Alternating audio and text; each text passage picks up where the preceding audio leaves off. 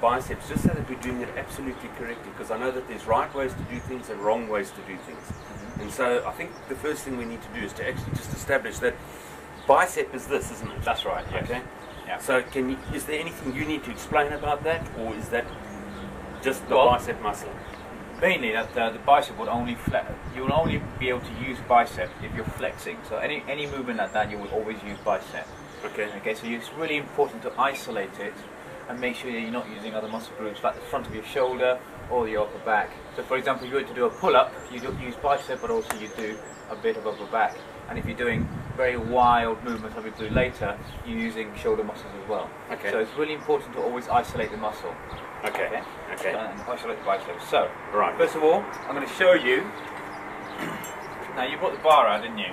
Yeah, I just wanted to find out with this because I have a problem if I'm doing biceps, okay, and the heavier the weight, I start getting pains in here, and it actually hurts me. And so I've also got the Z bar, and I find that it's more comfortable to work with the Z bar. So is it wrong to use the Z bar instead of a straight bar? No.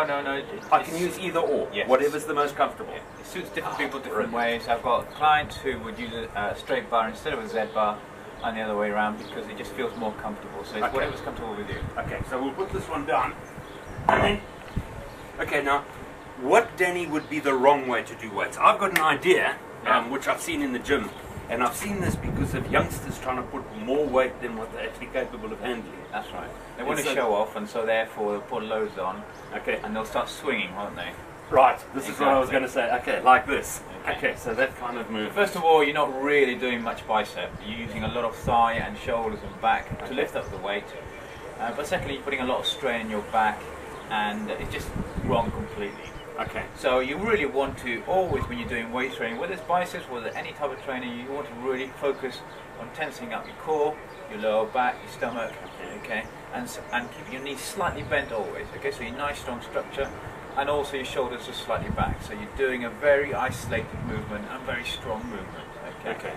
So a good way to do that, perhaps to start off with, is to lean against the wall. Make sure you have your hips and shoulders against the wall, and then lift up the bar up and down. Okay. You will have to reduce the weight because you won't be able to lift as much, but you'll get more benefit from the biceps.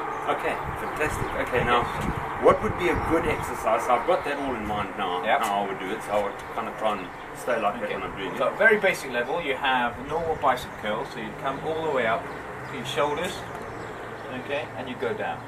Okay, so you're building up, you're looking to do 8 to 10 reps. Okay. As usual. Okay. One little trick, which is useful for doing most bicep curl exercises, is that you, at the top, you just do a little squeeze and then push your elbows forward, and that finalises the contraction of the bicep. Right. It gives you a nice little more peak if you keep trying, if you keep training. Now I know you and I have spoken about this before, and I actually tried it, and I was stiff the next day. So I know that it works. So. And a lot of people don't do it, so if you do it as well, it'll challenge you. There, up to the top, and then squeeze. There. That's right. When you can't contract anymore, you do a little squeeze and push. Okay. So that's a normal bicep curl. We're going to do 21s. Right. Which is where you go halfway, and this puts extra stresses at the bottom, top, and middle of the bicep. Oh, right. Okay. Okay. So you're challenging your bicep all the way through. You're going to go to there and then down again. And you're going to do 7 lots of those. Okay. Again, you're concentrating on your stomach, which is good. I can see that your knees are slightly bent, and your head should be slightly further higher. That's it. Okay. 6 and then 7. So you get to there, and then you're going to do the top half. So you're going bottom half, top half. Good. And you could still do that little push that I showed you at the top. That's it. Is that 6? 6. And 7. And then you're going to finalise it with full movement. Again, really concentrate. Okay. And relaxing on don't the go straight on the thigh. Go up and then push forward. Relaxing on the thigh, so it's a full. Exactly. Make sure that the bar touches your thigh, so you forces you to have really straight arms. Good. Okay, I can feel this. It's actually pumped it up quite a bit. I could actually feel that that's really working. So that's a good bicep exercise. Really